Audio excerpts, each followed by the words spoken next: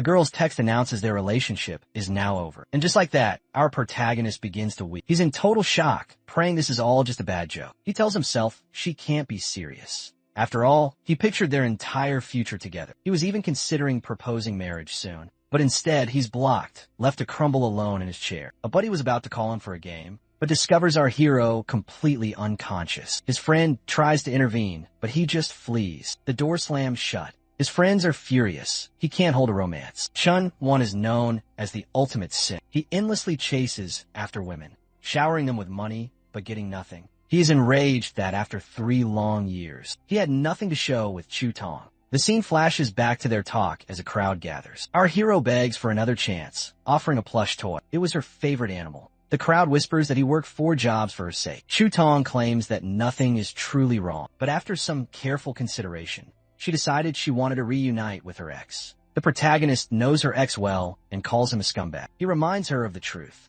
That man cheated on her, then left her while pregnant. Suddenly, a luxury car appears, and a man beckons her. Chu-tong's ex dislikes their chat and speeds her away. She cruelly claims this outcome is better at the store. Our protagonist is utterly shattered. As a simp, he believes he's doomed to fail in love. But then a system manifests, displaying his data as Chun-yuan. It lists 230 coins and assets and a single strength point. But then it reveals another unbelievable line of info. He has 90 billion coins designated for being a simp. He's baffled by what is unfolding. A girl appears, asking him if he's feeling unwell, because he was staring directly at her chest. Our hero looks at her as the system scans her vitals. The interface reveals her name is Su Lil. She is 21 years old and stands at 165 centimeters tall, weighs 49 kilos, and scores nearly an 8 in looks. Her favorability toward our hero is a chilling -50. The system then relays a critical rule. If a target's favorability score reaches 95 points, she can become his devoted bootlicker.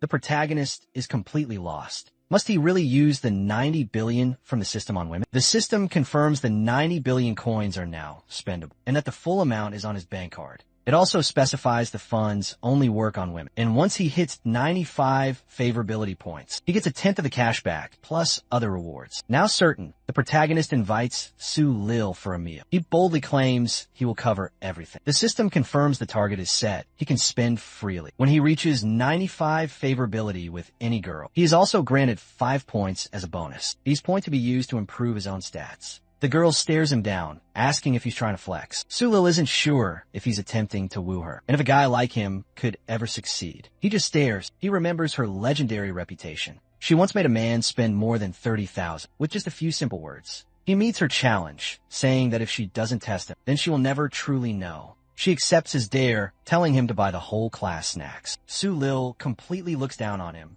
thinking he looks like a pauper, yet dares to approach her. So she resolves to put him firmly in his place. But our protagonist spends 50,000 without a single flinch. A group who is bad-mouthing him realizes he is loaded, but he doesn't dress the part. The protagonist tells her to calm down, saying that kind of money means nothing. Not missing a beat, he asks her. Su Lil is now totally perplexed. Could he be his second-generation rich heir? Meaning he was born into wealth and is a true tycoon. She agrees to add him, but first, he must pass one more test. Let's see just how I will break you. Su Lil schemes in front of a Gucci boutique. She claims she isn't a materialistic girl. She only wants to confirm his sincerity through his deeds. Seeing his clothes, our hero thinks he'll be tossed out. But Chun Yuan tells Su Lil it's fine. She can have anything she desires. Inside the lavish store, he spots his ex with a new man. She and Junkai are discussing a handbag she's modeling. Chu-tong quickly notices the protagonist is not by himself. Su Lil asks our hero if that woman is his ex-girlfriend. She says this isn't a good time for them to be here. He declares there is no bad time. They showed up at the absolute best moment. Do you still carry that spring edition bag? Su Lil questions, and the store employee responds. They have just a single unit remaining, but Chu-tong is currently holding it. The protagonist's ex is smug and states she'll reveal the gap between a loser and a man like Junkai. Chu-tong tells Junkai that her birthday is approaching. He is baffled, recalling her birthday just passed, but she clarifies that the last birthday was celebrated based on the lunar calendar, and then she asks if he is aware. People also celebrate birthdays on the solar calendar. Don't you realize I despise materialistic women? You're not dating me for my wealth, are you? Junkai retorts, leaving Chu-tong utterly stunned. Following that exchange, Su Lil snatches the purse from Chu Tong, declaring she will buy it. Since it's obvious Chu Tong cannot afford it. Using our protagonist's money, he gains 20 favorability points, with Su Lil swiping his credit card. He earns another 20, and as she sniffs the new bag, he gets another 20. He is thrilled, realizing just how much money changes things, and that this one bag earned him 60 whole points. At this pace, he'll soon max out her favorability meter. The only issue is if he hits 95 with her too easily. By just purchasing these relatively cheap items, his cashback reward will be quite small. The store clerk seemed completely baffled, muttering that some men appear wealthy, yet refuse to spend anything on their lovers, while the shabbily dressed hero gives Su Lil only the finest. Chu Tong is left utterly disgraced on the floor, while Su Lil gloats that a bag is just like a new man. It's best to hold on to it very tightly. She glances at our protagonist, thinking she can't let him go, and offers him praise. Chu Tong, with tears welling in her eyes, shoves him, crying that he has crossed a line. Crossed a line? Huh, Chu Tong, you have much more pain ahead, the protagonist declares. But with her fierce action, our hero triggered the system's second relationship slot. It now begins to display her private data. Her name is Chu Tong, also 21 years old, 163 centimeters in height, weighing 49 kilos. Her appearance rating is slightly above Su Lil's, and she has negative 10 favorability, with the same objective of 95 favorability. Are you satisfied? Did I perform well? Didn't I? So are we off to now? Su Lil asks eagerly. The protagonist says, the night has only just begun, and I have endless cash. He asks if she is truly happy with only one new purse, and she begins grabbing everything in sight. She ends up buried in bags as our hero presents his card. The clerks promise they will deliver it all to her address after the entire purchase is complete. Chen Yuan keeps on gaining favorability with Su Lil. Another 5 points earned. He swipes the card, another 5. He swipes the card, another 5. Su Lil grows weary of acquiring new clothes and has no idea where she will store it all. Not enough room? That is no problem. I'll just buy you a mansion, declares the protagonist. But this bold move actually lost him some favorability. Su Lil says they should probably slow down as they've spent so much. The protagonist realizes he had frightened her, and that it's insane for someone to purchase a house for a new acquaintance so very quickly, even for a supposed multimillionaire. Su Lil, a junior at the Fine Arts College, 21 years of age, weighs 49 kilos, and her most liked color is black. The protagonist recites, showing he knows her details. He asks the clerk if they have a gift card he can give Su Lil. She confirms that they do. Then our hero asks to load 500,000 onto the card for her, for Su Lil to use whenever she pleases. Chen Yuan offers the card as an apology for his mistake. She blushes with pure delight and accepts. He whispers into her ear that if she cannot fight it, she should simply surrender herself to him. Oh, you're a bad boy. You're such a bad boy, oh my goodness, Su Lil says, and he gains another 30 favorability points. The stores. Employees go wild over how considerate and kind he is. The protagonist muses that having immense wealth makes courting people much simpler. Su Lil asks him why, despite buying so much for her, he doesn't purchase any clothes for himself. Our protagonist claims he doesn't possess much cash. Su Lil, wanting to return the kind gesture, takes him to buy some brand new outfits. She starts spending the 50,000 her dad gave her, paying for a haircut, some new clothes, and fancy sneakers. Su Lil is absolutely blown away, seeing our hero with a fresh haircut and new shoes, and he secures another 5 favorability points. Another 5 and another 5. The protagonist asks if he made a mistake, since he has never spent cash on himself before. She places her hand on Chen Yuan's chin and says, there's nothing wrong with you at all. She just feels that now they look like a perfect pair. She expresses her thanks, saying it was a wonderful day. And so, Su Lil's favorability reaches 68 points. Returning to the dormitory, his friends demand to know what he did and why he's so sharp. Chen Yuan reveals he was on a date with Su Lil. His friends offer some stern advice,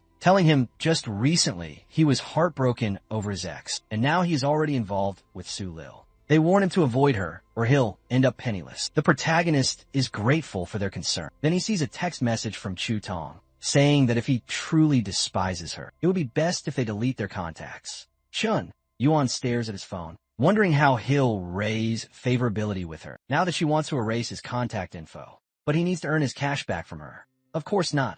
How could that ever happen? You will always hold a cherished place in my heart. the protagonist says, quickly sending the reply. She messages back, claiming she's not with that man by choice, but because her mother is ill and needs 50,000 for surgery. Chu Tong is stunned, realizing she was just a game to him, and gets a 50,000 transfer notification from our protagonist. Chu Tong's friend asks who sent her all that cash. She replies that it came from her ex-boyfriend. Wait, Chin Yuan, didn't you just dump his sorry but today? That loser is actually this wealthy? Chu Tong begins to wonder if she made a grave error, and even after he transferred 50,000 to Chu Tong, he only received 5 favorability points. She then bombards Chun Yuan with questions, like what he meant by sending her the money, where he obtained all that wealth, why the beautiful Su Lil was with him, and why he didn't buy a purse for her, and if he might be a second-generation rich heir. Our hero mutes her after she sends 15 texts in a row and ponders if there's a more thrilling way to spend on women. He finds a girl hosting a live broadcast, but only a few minutes are left before she signs off. She's annoyed and asks if anyone will send her gifts, or if she should just terminate the live stream. The protagonist sees he can donate up to 1 million and decides it's way more fun than buying purses. He unleashes a storm of multiple high-value gifts. The girl thanks him for sending a single rocket, but then 100 rockets detonate on the girl's screen. The people in the live chat go absolutely wild, demanding to know who sent all those gifts. Chun Yuan realizes a man with immense wealth commands attention and sends 900 additional rockets, which immediately causes her phone to die.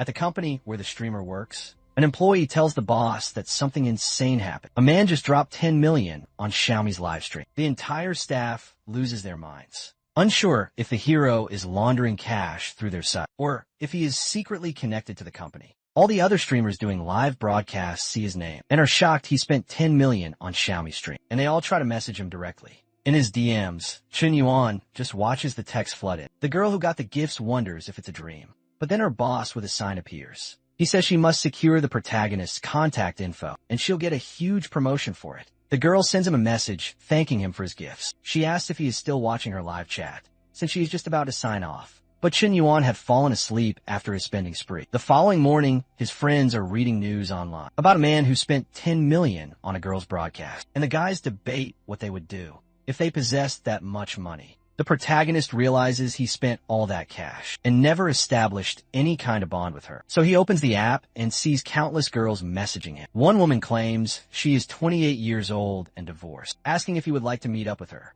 Xiaomi is growing desperate since the protagonist won't reply to her texts, inviting him to her private studio and saying she's waiting. He's not very impressed with these messages, since he doesn't earn any favorability. His friends are still amazed by the sheer amount of money and start getting ready to leave. Our hero asks his friends where they're headed without him, and they say they're going to see the campus goddess, Zhao Yuki, and are leaving early to get a spot up close. His friends ask him if he had forgotten about her, because he usually rushes out just to see her. From the second she arrives until she departs, the system displays her information. Her name is Zhao Yuki, and she is the campus beauty, the vice president of the student government, and the dream girl of every single student. She's a level 10 piano master and an athlete, a professional in both ballet and sword fight. Her astonishing list of talents makes it incredibly challenging for any man to approach her. A truly unobtainable woman for all the college boys. In the past 3 years, no one has managed to get near her. The protagonist feels a challenge, since she's the hardest girl, meaning he will need to spend far more money. Chu Tong is close by, talking with her friend, saying Chun Yuan only learned to dress well after she left, and claims she's worried he and Jun Kai will fight over her. Her favorability score only continues to rise. She gains another 10 and gains another 10. Our protagonist is getting angry, saying that favorability is just rising because he dressed up, but it's just a distraction. His true target is Zhao Yuki. One of the guys nearby is talking about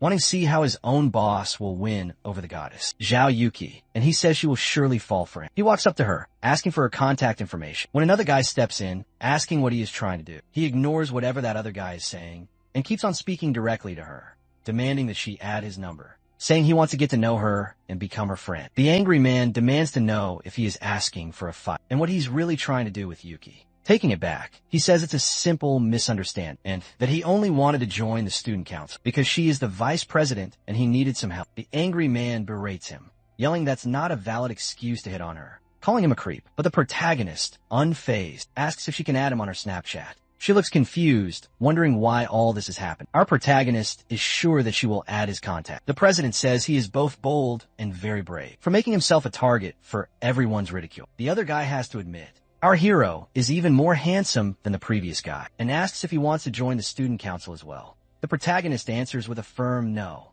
He has zero interest in the student council. The guy is confused why he wants her Snapchat. Chen Yuan says he simply wants to pursue her. Students from another class are watching, noting yet another man trying to talk to her. But at least this protagonist is truly bold. Zhao Yuki decides to give him her contact information. The president's friend asks what is happening here. I'm drawn to beauty. Why should I ever hide that? Sometimes the most direct path is the most potent. What woman doesn't enjoy being courted?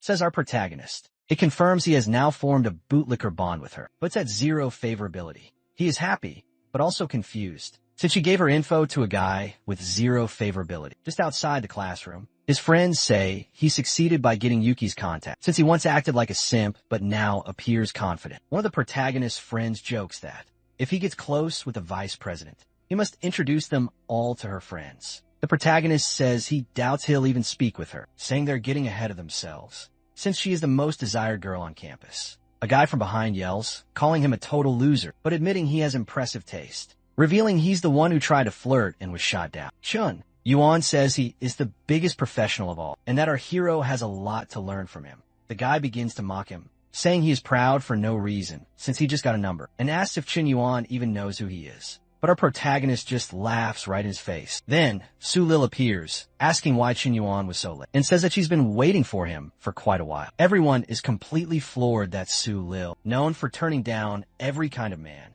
was actually waiting for this random guy. The protagonist invites Su Lil to eat as an apology. Su Lil asks if she looks attractive in the new clothes. At the same time, Chu Tong, filled with rage, is listening in from nearby. Our protagonist says that no woman looks pretty simply because of clothes. The couple walks away as everyone stares at them. The rejected guy says he cannot understand it. He was only one step behind our protagonist, but he stops his whining when he sees Chu Tong nearby, asking who that girl was. Su Lil hands him a sketch she drew, saying she was up the entire night drawing it, and if he dares throw it out, she will never forgive him. The protagonist says it's the first time in his whole life that he's ever been given a gift from a woman, and she asks him if he likes it. He looks at her and asks if this is all just a ploy. Su Lil wonders if he disliked the drawing, as he doesn't appear to be very pleased. He asks if she will give him better gifts in the future than just some drawings. She gets mad and demands it back. He says he won't give it back and will keep it like a treasure. The protagonist tells her he likes her as a person far more than any gift she could give. She is amazed by how skillfully he can flirt. Another 5 favorability points. Our hero thinks she wants to make him into her loyal pet, but he intends to use her to make even more money. A man interrupts, asking if Su Lil isn't getting her nails done, who the protagonist is, and if he has money. Our hero thinks this man is another one of Su Lil's simps, noting that this seems to happen a lot. Su Lil says she has no idea who he is, and he can't control her. The protagonist then steps up and introduces himself, and asks the man's name and how long he's been after Su Lil. The guy says that his name is Yang Yu, and he's from the arts program, and has been pursuing her for the last 6 months. Our hero tells him that his efforts are pointless, and tells his own tale of being replaced by another man. He pursued her for 3 entire years, working 4 jobs and eating only bread each day, only to get replaced by a rich guy with a Mercedes-Benz. Yang Yu doesn't get why he is telling him this story. The protagonist tries to inspire him, saying that those who turn their backs on you become fuel for your own self-improvement, and asks why a true man cannot have a wife. He tells Yang Yu to return to his dorm room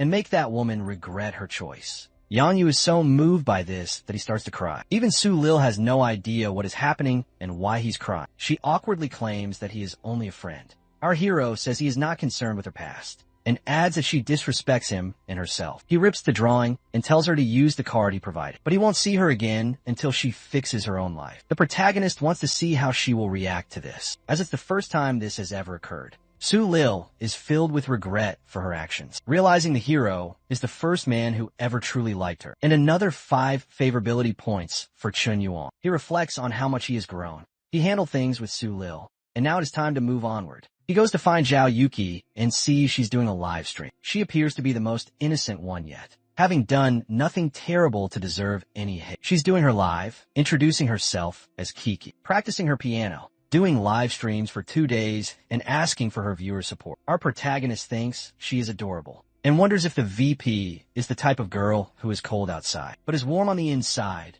arrogantly. He sees that she has few viewers and wonders if this is all she gets. At this time, Xiaomi sends a message asking where he is. He asks who she is. She thinks he has already forgotten her and says he sent countless gifts in her live stream and now doesn't recognize her. He says he was just kidding and asks if she is free to meet. She claims she can't since she has a packed schedule. He just ignores her. She tells him not to be mad, promising a very special live stream. The protagonist, annoyed, complains that she still expects him to send her gifts. He doesn't have a bootlicker system with her, and he's already spent over 10 million. Tired of this mess, he decides to give that cash to Zhao. A duel appears on the live stream, a one-on-one battle between streamers. One will compete against the other, and the one who gets more donations wins. They have to fight to earn the money. Our protagonist is delighted about the duel with the VP and asks about her opponent. The crazy girl laughs at the matchup, certain she will crush this complete novice. The protagonist says he isn't sure who will win, and the duel starts. Xiaomi has 10,000 points while Yuki is broke with 206. She's giving her all, using all her skill and charisma, genius and charm, crafting a true masterpiece. Xiaomi taunts Zhao, saying it is best for her to surrender, since she has the backing of a very wealthy man, Chen Yuan. The chat explodes over this epic battle. It seems I have used all my powers to earn money,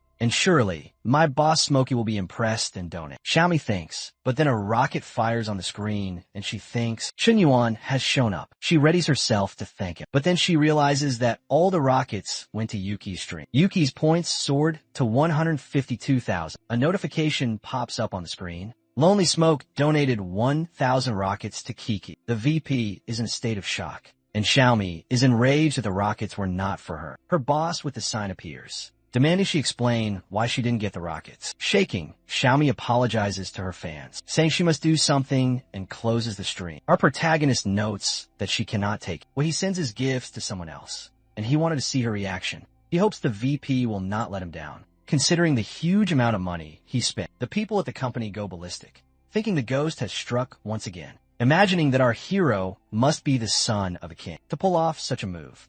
My God, that Smoke just gave another 10 million to a girl playing piano. Does he love music?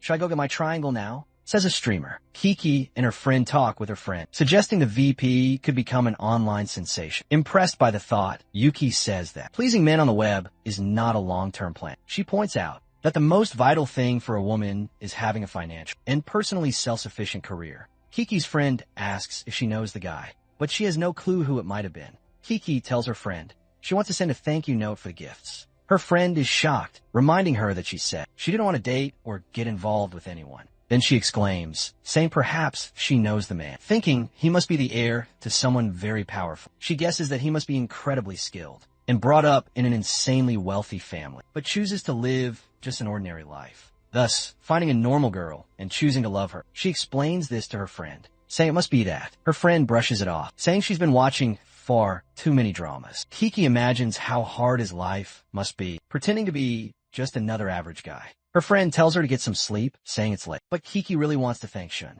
The protagonist checks his phone and sees a text from a girl, asking if he's free for a meal, and he says he wants to eat his favorite food, crayfish. She agrees, and says she'll meet him at the school gates this afternoon. She didn't ask how I got the cash for the gifts, just invited me out to dinner. I want to see what her plan is, he thinks while staring at his phone. The next morning, our hero rolls up to school on his scooter. A guy beside a Mercedes asks if he is waiting on someone. Our protagonist asks if he is waiting for someone as well. The guy says he's waiting for his girlfriend. Then, the pianist shows up, and the man tells our hero not to look for too long, because to win over a woman like her, you must work hard and possess a lot of money, or else he will take all the gorgeous women. Kiki spots our hero and sees him as a knight on a motorcycle. She sprints directly toward him. The rich guy thinks, "You can ride inside my luxury car." But she sprints to our hero's scooter, leaving the rich man dumbfounded. He questions the very point of possessing immense wealth. They speed off, and she daydreams of being his beloved bride. They soon pull up to the eatery.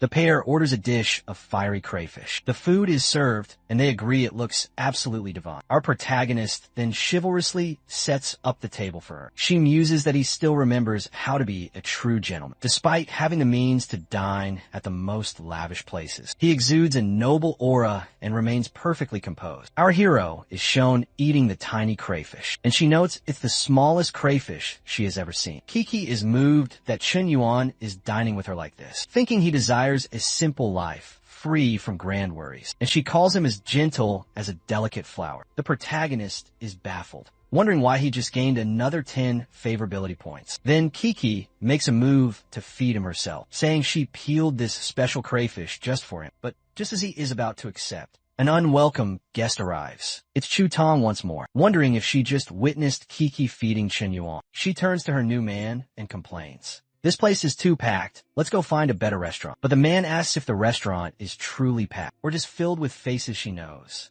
He claims he doesn't mind eating in a crowded establishment. Chu Tong's boyfriend strides up to our hero's table and tosses $500 at him, declaring, "This is for you to leave so we can have this table now." What in the world is he thinking?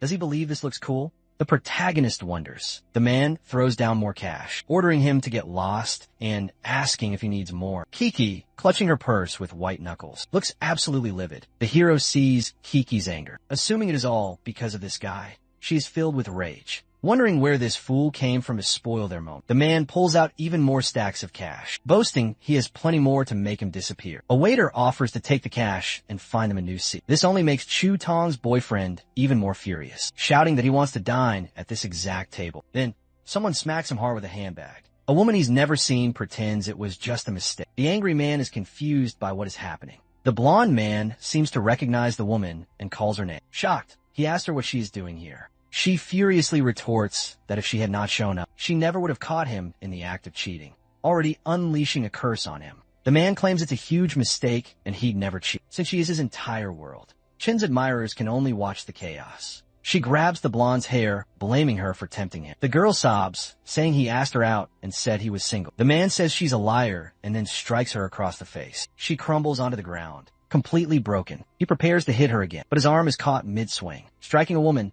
"You really have a talent for humiliating yourself, don't you?" Our protagonist sneers. And just like that, he earns another 20 favorability points. Chu Tong whispers that the protagonist truly loves her. Our hero's favorability just keeps climbing. Another 20 and another 20 favorability points with Chu Tong. The second target has now surpassed the 95-point threshold. The system offers its congratulations to Chen Yuan, announcing he has successfully reversed the bootlicker dynamic. It shows Chen Yuan spent 50,000 on his second target and confirms he will be rewarded with 5,000 in return. Chu Tong has been converted into the protagonist's bootlicker, and he is granted 20 new strength points. Chen Yuan assigns 10 points to strength and 10 to fitness. He flexes his new muscles, and the blonde man screams for Chun to release his arm and grabs a bottle from the table, threatening to kill him. Chun just glares and says the man is a nuisance, then shatters both the bottle and the man, sending him flying. The man hits the ground, looking utterly broken, and Chun declares that depending on a woman is not a crime, but hitting a woman while doing so makes you truly pathetic. The blonde is biting down on his lip, clutching a sharp balloon popper. The girl with Chen Yuan is getting nervous, telling him to finish this fight quickly. Chu Tong's boyfriend lunges at our hero, but thanks to his enhanced stats, Chun evades the attack with ease, causing the blonde man to slam his elbow and fall to the floor. Everyone eating in the restaurant is completely terrified. The blonde man is on the ground, foaming at the mouth. Chun strolls away, his hand casually in his pocket, the young woman standing beside him. Chu Tong, now his official bootlicker, watches and then clings tightly to Chen's leg, begging him for forgiveness and a second chance. Cold and emotionless, Chun reminds her of the man who once ran 10 kilometers with her on his back in the middle of the night, just to rush her to the hospital. The one who saved up for 6 months to buy her a new phone, only for her to dismiss it because it was not the latest model. And the one who, despite knowing all of her selfish vanity, always believed she was a good person deep down. He informs her that the man she once knew is now dead. Outside, talking again with the president,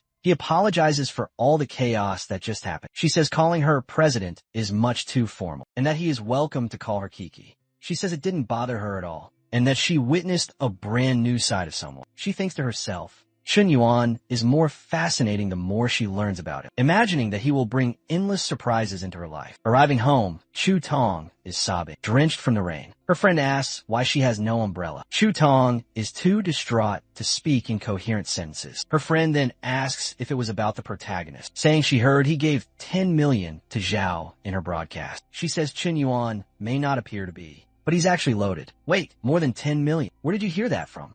Is that actually true? Chu Tong asks desperately. Yes, Zhao's classmates told the entire school. Her friend confirms. She cannot believe what she is hearing. She screams Chun Yuan's name for the entire dorm room to hear. Our protagonist friends are playing mobile League of Legends. They asked how he became so good, winning 18 games in a perfect streak. Our hero had never guessed that. Adding 20 attribute points would make him a god. At online games, a friend with a cool haircut says with this kind of skill, he could easily become a streamer, making millions and getting famous. He is stunned by the power his new attribute points hold. Looking at his body, he wonders who will be next to enjoy. Next, at his door, his friends yell for him to come outside. His phone is buzzing. Chun Yuan wonders what new scheme she will use to control him. The protagonist picks up the phone, but his voice is ice cold.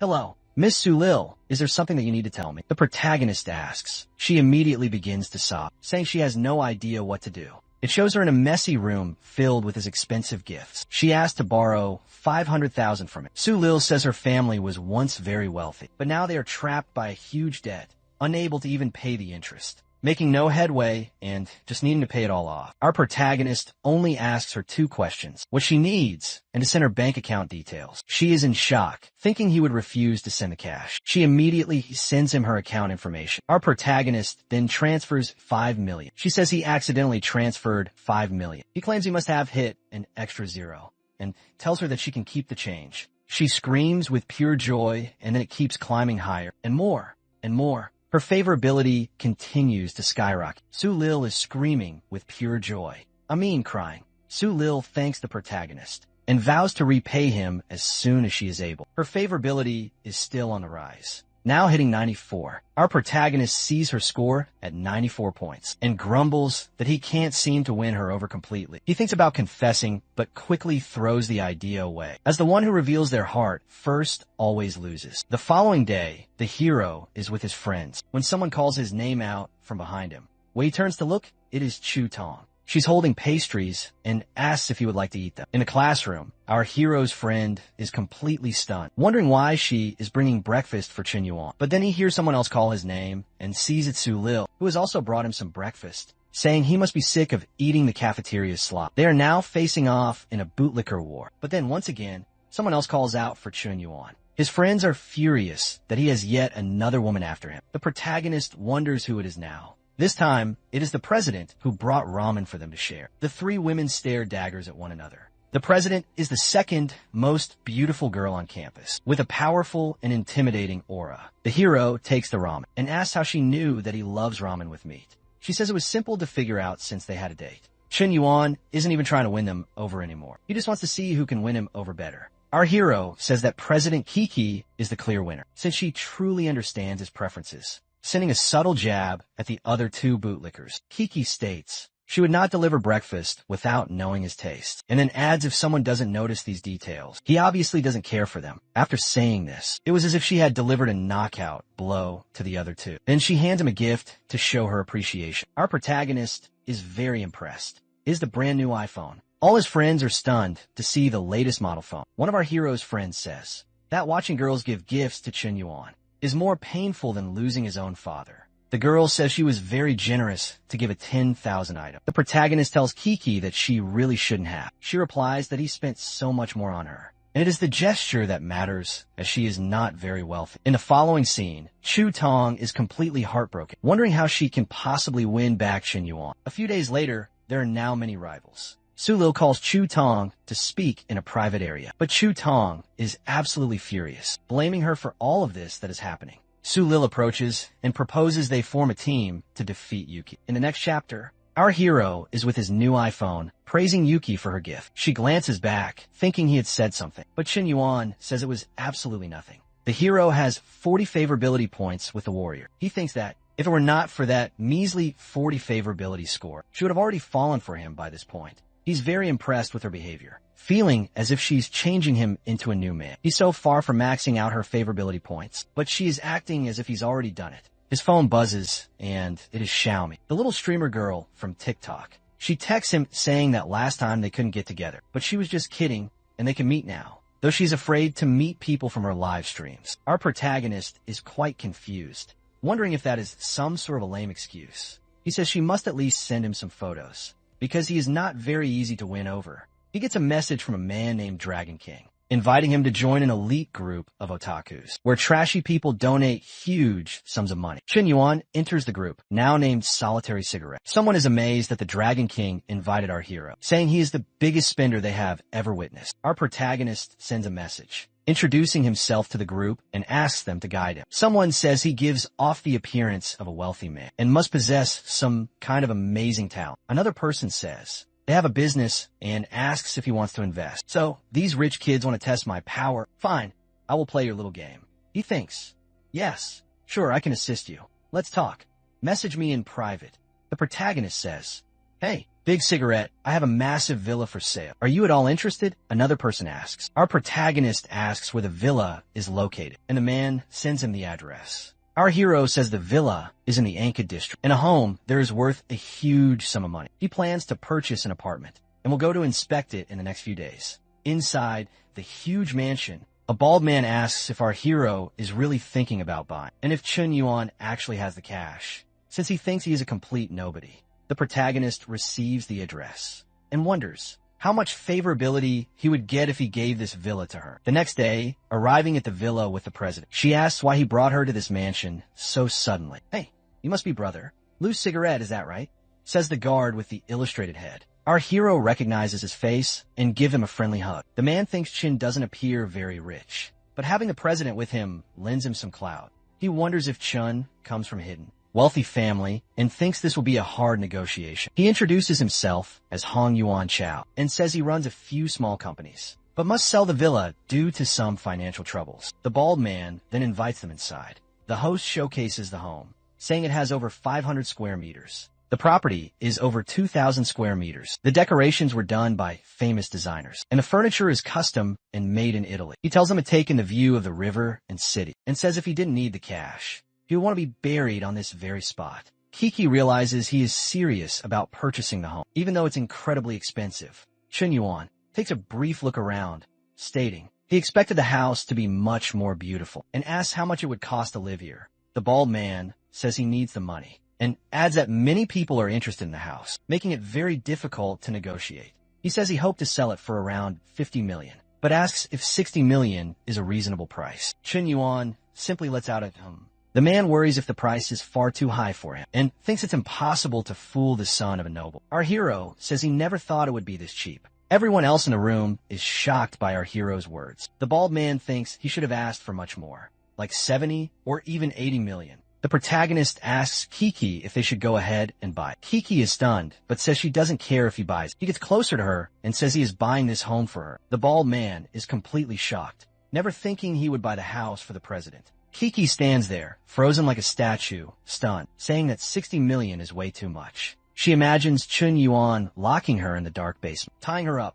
She then apologizes, saying she cannot accept such an extravagant gift. Our protagonist takes her by the hand, asking her to please listen to him. He explains that there is a limit on the number of homes he can own. He already owns several houses. He was planning on putting this one in her name. That way, she would have her own private house. She imagines doing wild things with him. The protagonist whispers, asking her if she thinks relationships are meaningful, saying that everything he owns also belongs to her, getting another 10 favorability points, another 10, and another 10. He has now reached 90. Just 5 more points to go. Our hero thinks that he truly deserves an Oscar, saying his skills as an actor are getting better. The blonde girl nudges the bald man, asking him when this will ever happen to them. The man says he does not have the money for gifts like that. Meanwhile, Chun Yuan swipes his credit card. He says he will wire the cash, and after the forms are complete, they'll handle the rest. The man tells our hero not to worry, and that everything will be taken care of in a few days. The protagonist's plan is unfolding just as he hoped. The president's favorability is now at 90. Chun Yuan thinks that once he maxes out her favorability, the 70 million he put in will return over 700,000. She looks at our hero and thinks,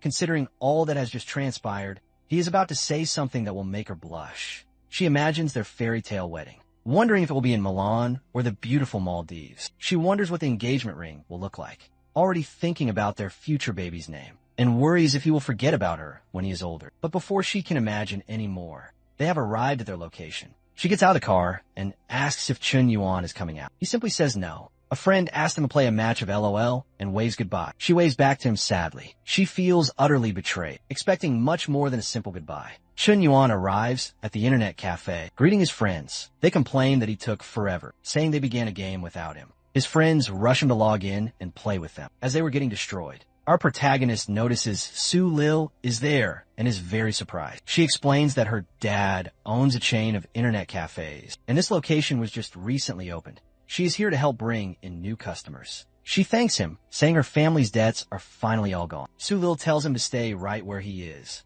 because she will go and get him a drink, and a card with unlimited funds to play at the cafe. Chun Yuan says that is not needed, but something explodes behind him. Two men appear, one looking like a movie villain. He asks Su Lil if she's Lao Shu's daughter, and when her father is going to pay his debt. Su Lil, looking like a complete mess, says her father paid the $5 million and asks what they want. The man says $5 million was only the start. There is still $15 million left in interest. She calls it a scam and threatens to phone the police. The man grabs Su Lil by her wrist, telling her to be quiet, and that if she does not want to pay the $15 million, they will simply take her. He says that after 1 or 2 years, she would pay off the debt by working at his special nightclub. Our protagonist pulls her arm away, telling the man to back off if he wants to stay alive. Su Lil goes into a total panic. The thug says our hero has no idea what he is getting into, and orders his thugs to finish him. Then total chaos breaks out, with some men using cake cutters, and others using their own bare fists. The protagonist lands a powerful kick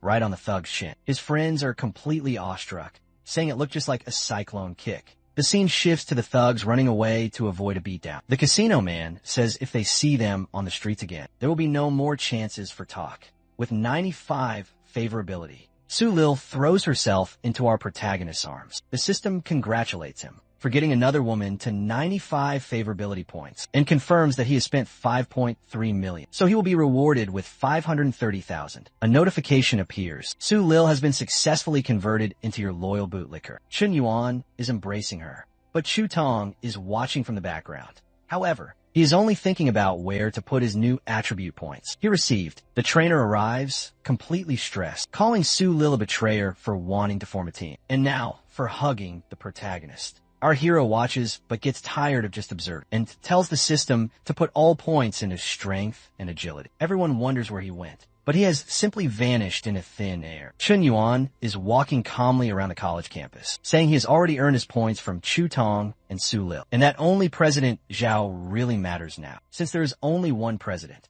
Our protagonist says he needs even more girls. Someone approaches and taps him on the back, asking if he can step aside, as the track team needs this area, and it would be best if he did not stand right there. Chun Yuan thinks. She is bold, but also very sincere. The protagonist asks for her contact information, but someone else said she is already taken, and warns him to leave if he doesn't want any trouble. Chun Yuan stares, wondering if he has seen that man before. He has a flashback and recalls this thug was bullying him, and tells him to look at himself before judging others, and asks why he was going after Zhao. Recalling everything, he says, "It's so easy to run into old enemies." Our protagonist activates the system on the man's girlfriend. The system displays her information, stating her name is Hejian. She is 19 years old and stands at 1.69 meters tall, weighs 50 kilograms, and has an appearance score of 8.2. Her current favorability is a mere -5. Considering the high difficulty, the system will award more attribute enhancement points. Chun Yuan cheers, saying he can get 22 points. The jealous man is in line for the big race. People wonder who that guy is standing in the last lane, saying they have never witnessed him run before. The race begins, and the man takes off, saying it's too simple and he must be racing against ants. But he fails to notice our hero passing him at light speed, leaving nothing behind but smoke. Chun Yuan asks Hejian to watch, as the protagonist will win against a man who trained his whole life. The guy is nearly exploding with pure rage, and asks if Chun Yuan is looking down on him. He doesn't see it, but our hero has lapped him completely, wondering how this is even possible. The protagonist taunts the man, saying he trained for an entire decade, only to lose to a week's worth of favorability points. The entire crowd goes absolutely wild. Everyone is amazed that in 15 seconds, he's on his 5th lap. Chun Yuan arrives happily at the finish line. The most loyal girl in all of China is stunned that Liang lost. The announcer says something amazing is happening before them. A new champion who is about to shatter all existing records. A muscular professor walks up to our protagonist, saying Chun Yuan possesses incredible abilities, and asks if he wants to join the official track team, promising that with just a bit more training, he could reach the national championship. The humiliated guy asks if that spot wasn't already his. The protagonist mocks Liang, asking if the spot truly was his, saying it isn't anymore. The last romantic girl in China imagines that our protagonist is a professional athlete. With that thought, she gains 5 favorability points. The loser approaches and asks if she was thinking about it. She says no. She was simply concerned about his well-being. Another 5 favorability points, and another 5 favorability points. Kiki is back in her room asking where she was. She asked if she knew that our hero bought her a mansion. She is completely shocked by this news and asks if he really purchased a whole house for her. She explains that she was busy touring the house with him and that it cost a full 60 million in Anku. Her friend wonders how a president can be so lucky and so dense. She grabs her phone and sees something happening on the forums, telling Kiki to come and look at it too. The rumor says that Chen Yuan from Ru University is human scum, involved in many relationships at the same time, and the two of them just stare at each other. Chen Yuan wonders if he really was all that bad, saying he was only spending some money, and then that it's all just lies. 3 Cheeto-eating losers are celebrated, that they are going to destroy the protagonist's reputation. A man appears behind them, asking them what they are doing. The 3 of them are shocked, and say that our hero has been far too arrogant, and they're trying to teach him a painful lesson. The race loser also sees the new rumors about our hero and wonders if he is not the man from the race. Now that he knows our protagonist's name, he recalls beating him up when they were in school. He says they attended the same high school, saying our hero was a psycho since he was a kid and has a lot of juicy information about him. The loser says he used to stalk and annoy all the girls. The 3 boys put him in a chair, asking more questions, wanting more details about our protagonist to post online and ruin his good name. Liang says that after he won that race, our hero thinks he can get away with anything, but he will change how everyone thinks about him, saying even the coach won't want to help him out, calling him the garbage of the entire university. The news claims he is the biggest trash at the school and that he is involved with a number of different women, always treating them like objects, and warns others to avoid him. One guy adds that the girls he was involved with didn't do so willingly. They say he bothered them so much that even their school grade averages fell. Everyone seeing this says they never imagined that about him. The girls are completely in shock. In the main president's office, he takes the man's phone and says, our protagonist cannot remain at the university, but he will personally investigate Chen Yuan and have him expelled. In the next chapter, someone says that Chen Yuan is a truly unique person, imagining that our hero cannot see a woman suffer without wanting to spend all of his money to help her, kicking the Joker. Hey, you trash. I despise men who hit women. Whenever the night arrives, he becomes a dark knight with incredibly strong fists. He puts an end to all evil. A mysterious and powerful man protecting this city of sin. And the one who said this was none other than President Kiki. She says that in her eyes, our protagonist is a hero. The guys ask if calling him a hero isn't a bit of stretch, and ask her where she got that from. Kiki says it is just her intuition. The men wonder if they can rely on her testimony. The man helping the president says she is the vice president of the student government. A little strange, but completely trustworthy. The president just scowls, saying he doesn't want to know, and asks them to question others. The president says no one better than him can be in this role. Now, they're going to speak with Chu Tong. Hello, miss. We have some questions about a classmate of yours. His name is Chen Yuan. Please come with us, said the interviewer. Chu Tong says he is too good, but she was never truly enough for him. She also says she was a total fool and extremely greedy, admitting that she did our protagonist completely wrong and wants him to please accept her back. And then she completely breaks down, crying. An officer gives her a tissue to dry her many tears. The officer asks Chu Tong if, even after our hero rejected her, he still continues to be a kind and good man. The president, seeing her desperation, says she deserves everything that is happening to her, saying she is not worthy of his love and he did no wrong.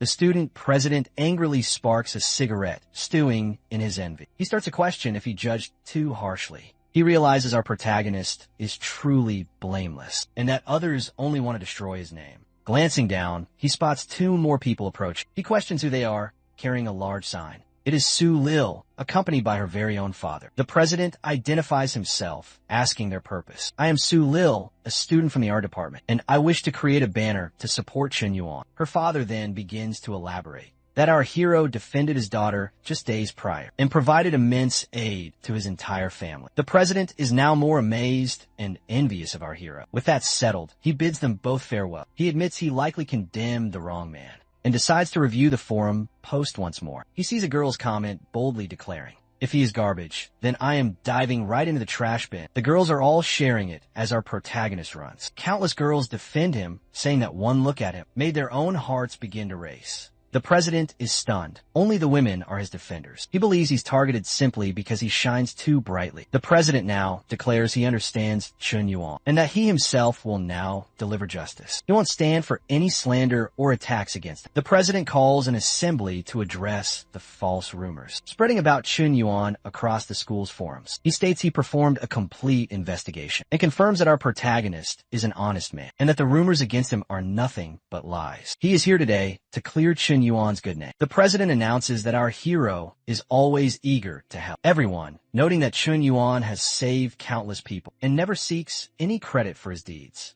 Thus, he keeps all his actions a secret. He heaps praise on Chun Yuan, almost moved to tears, and presents him with a special award for those who make a positive impact on society, urging every student to learn from their noble classmate. Our protagonist is completely baffled by this turn of events, saying he does not understand what is happening and why he's being given this strange certificate.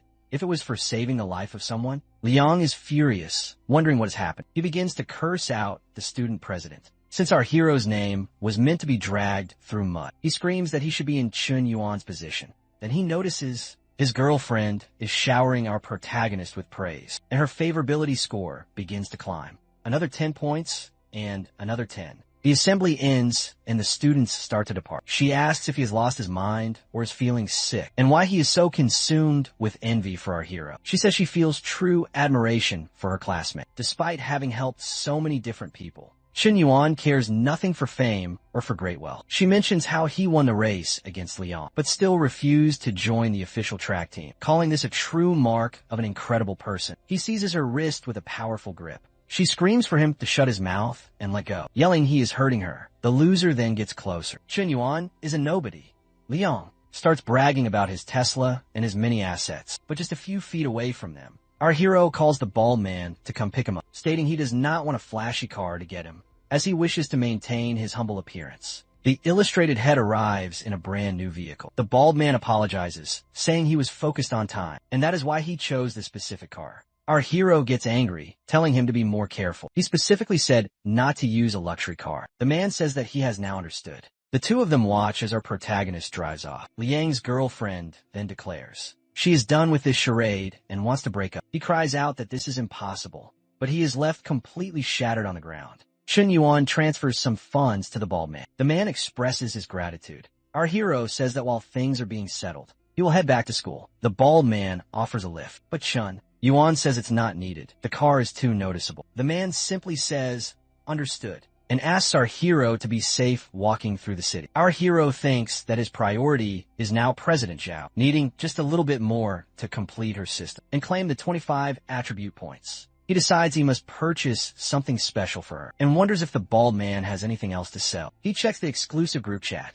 Everyone is amazed that after a very brief chat, our protagonist actually bought the entire house. One man says Chun Yuan must have an endless supply of money. Our protagonist tells them all to just relax, claiming he only bought it to assist a friend in need. The men are floored when our hero suddenly appears. The entire group seems to worship him now. A man asks if he wants to buy a luxury vehicle, saying he has connections with people who sell them. Then another man approaches him, stating the Zhang family runs an imported car business and that it is an honor to finally meet our hero. Our hero glances at the business card and it reads, Zhang Group. Chun Yuan assumes his family owns a massive empire and that this man must be a second-generation heir. He tells Zhang that running such a huge car business at his age is amazing. The man says he believed our protagonist was much older, considering that he purchased that entire house. They talk, and from a short distance away, two men wonder just who Chun Yuan could be, figuring he must be the son of some powerful family, especially since manager Zhang greeted him personally. But they give up, knowing they have no hope with him. The manager claims he does not wish to brag, but states that he owns the dealership with the biggest luxury car collection in the city, claiming our hero can request any car he desires. Our hero thinks of a legendary vehicle and says he is looking for a Bugatti Chiron. The manager thinks Chun Yuan must be joking, as there are so few of them. The hero says he lacks it, and Zhang looks ashamed. Chun Yuan asks if they have a Lamborghini Veneno. Zhang replies that they do not have one. Our protagonist asks if they have a Pagani Huayra. Zhang says that they don't have that model either. The salesman is now sweating absolute bullets, thinking that Chun Yuan is destroying his business. The manager clarifies that the cars they have in stock are priced between 2 and 8 million, And the cars our hero wants are far beyond that range. Our protagonist expresses his disappointment, saying he expected more from Zhang's grand claims. Zhang thinks our protagonist must be pulling his leg, since he purchased a house for that much. But it seems he desires a car of a similar price. The manager admits they lack the cars he wants, but they do possess a single Ferrari, a LaFerrari that he should come and look at. He notes it is one of Ferrari's most elusive cars, with a V12 engine that produces 800 horsepower. It has a dual-clutch transmission, and it goes from 0 to 100 in under 3 seconds. It costs a mere $22 million. He then asks for our protagonist's thoughts on the car. Chen Yuan says that Ferraris aren't seen as too pricey, but they're not exactly cheap either, and that it could be the ideal gift for President Zhao. Our hero states that if the price exceeds $20 million, then the deal is made. Chen Yuan compliments Zhang for his hard work and says he wants to pay with his card immediately. He asks if it can be delivered to Riverside Villa No. 1. The man, sweating, says he can make that happen. Chen Yuan gets a call from Lu Wenjie screaming at him. In the next scene, one of the protagonist's friends says that on his birthday, his girlfriend Georgia claimed she was getting her nails done with a friend.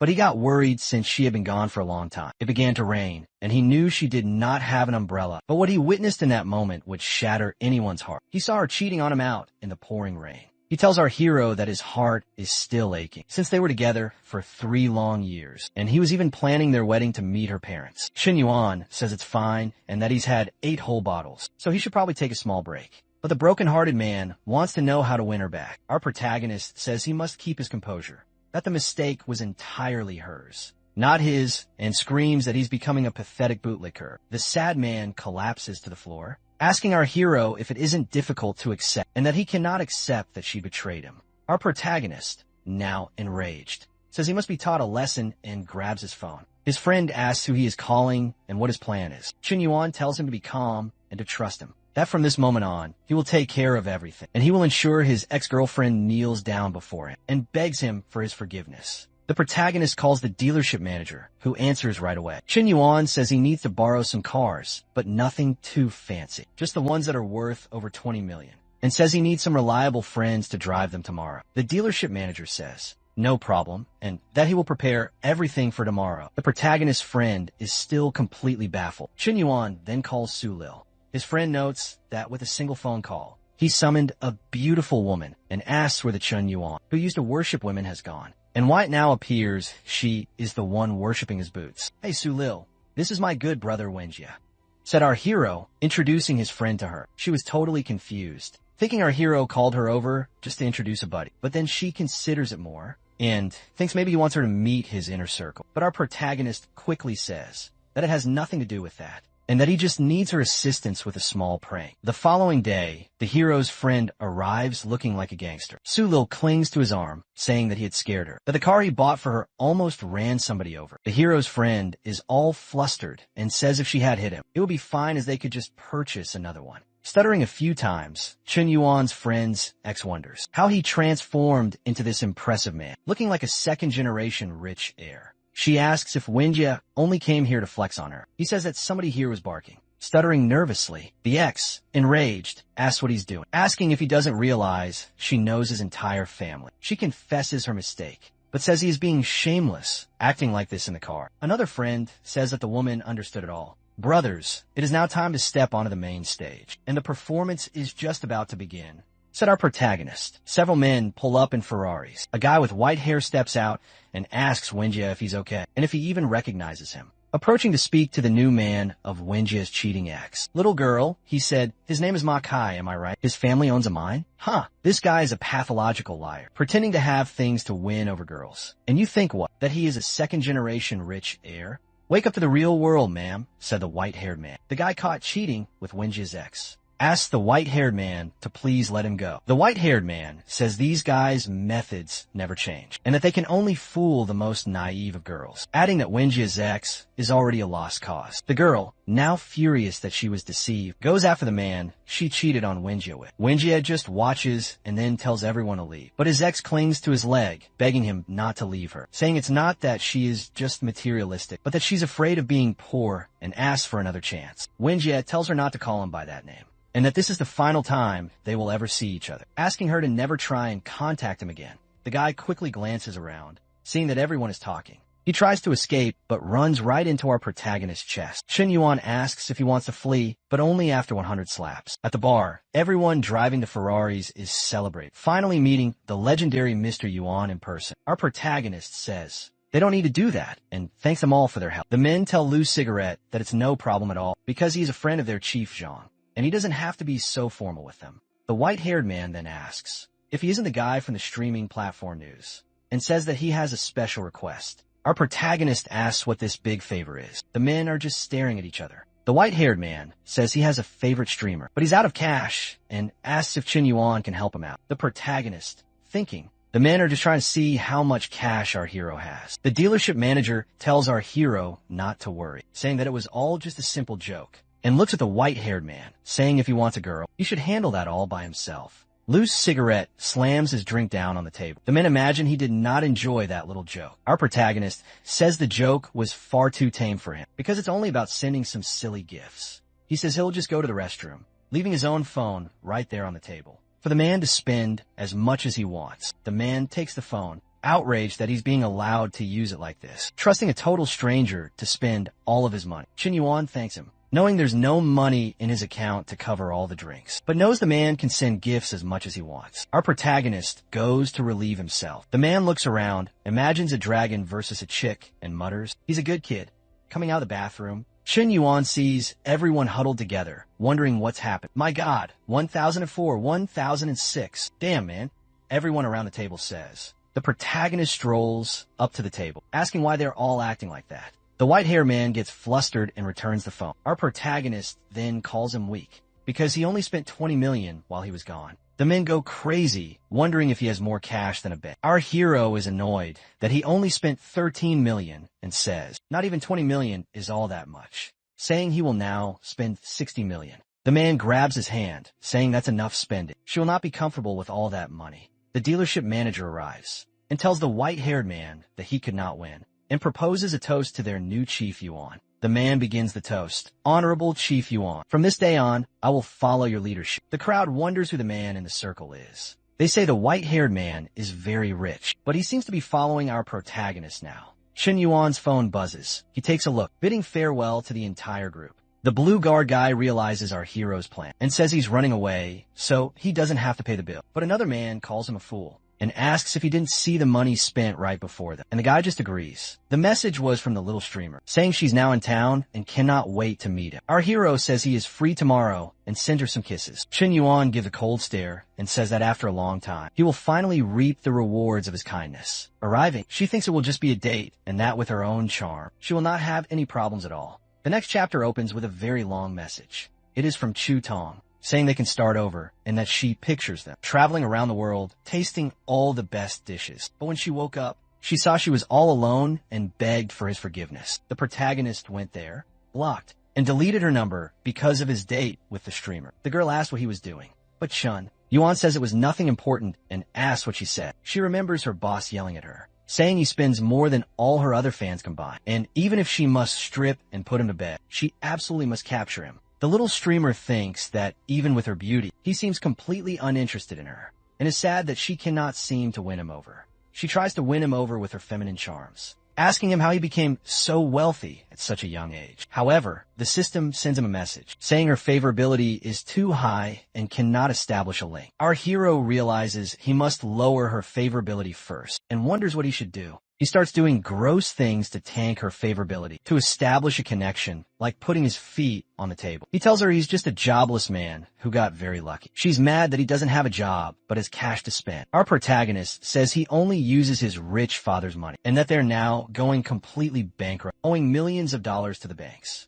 He claims he set up this meeting to see if he could get his money back, because he donated far too much. She is disgusted when he doesn't wash his hands after picking his nose. But at least our protagonist's plan is working, as he loses 20 favorability points. She cannot take it anymore and asks why he asked her out if he's broke, saying that demanding gifts back proves he's not an honorable man. Lose 20, lose 20, lose 20. She says she must have been completely insane to date a loser like him. The little streamer calls someone, saying she met our hero and he will not stop bothering her, thinking that he could be a stalker. Our protagonist is disgusted to find such a dishonest woman, calling her shameless for changing her attitude so quickly. A man bursts in, asking who is bothering his woman. She runs to him, saying she was scared to death of this pervert, Chen Yuan. The man ignores her and approaches Brother Yuan. "You are here too?" said the shocked protagonist. The man is very impressed to finally meet Chen Yuan, saying it is a true honor to meet him. She is completely confused, not understanding why Mr. Yuan is so polite to him. The man is one of the richest second-generation heirs, owning many industries in the local area. He slams the table, calling her a complete idiot, saying she's bothering one of the most important men, calling him poor. She wonders why he is doing this, thinking our hero was testing her own sincerity, and realizing she has made a very grave mistake. The little streamer knows she must win him back and starts to apologize, begging him for his forgiveness. With that, the system finally connects with her. Our protagonist glances over and says, "It's all right, you're just a young and very inexperienced girl." She says she understands and that he is truly her favorite. Plus 10, plus 10, plus 10, plus 10 favorability points. Chun Yuan wonders if this is how people make a living by seducing, thinking that as long as they can get some money, favorability will just keep rising. He says he won't let her go so easily. The guy from the date slams down the table, saying he spent a fortune on her to boost her fame, and she treats one of his best friends like this. The guy invites our hero to an honor event. The protagonist says he can go without any issues, and that he's only doing it out of respect for their friendship. Chen Yuan then gets into the car. The little streamer says she wants to come along too. In the car, she hugs him and asks if he is still mad at her, saying she now really understands she was totally wrong. Our protagonist takes out his phone and opens the streaming app. He says it is okay, and she's worrying far too much. Chen Yuan opens a live stream of a very wholesome girl, telling all the viewers to follow her. The little streamer watches, shocked, as he makes huge donations. The girl on the stream goes wild from all the gifts, not understanding what is happening. She faints from the sheer amount of money she received. The little streamer is blown away with how quickly our protagonist spends his cash. She says all that money should be hers, and he must be joking. Plus 30 favorability points. The girl says she wishes his fingers were tapping the screen, but her own body instead, and he gains another 30 favorability points. He watches her, saying she's insane for enjoying watching him humiliate her by giving his money to other women. Arriving at the venue, the guy welcomes our hero, saying it is the most famous private restaurant in the city, only accessible with a very special membership pass, and it has 3 very important features. Our protagonist is confused about the 3 features, guessing amazing food, a very unique atmosphere, but he cannot figure out the final one. The man is impressed. He guessed 2 and says he would not be able to guess the 3rd. Chen Yuan sees the president playing her instrument, and the guy says, "That's the 3rd point."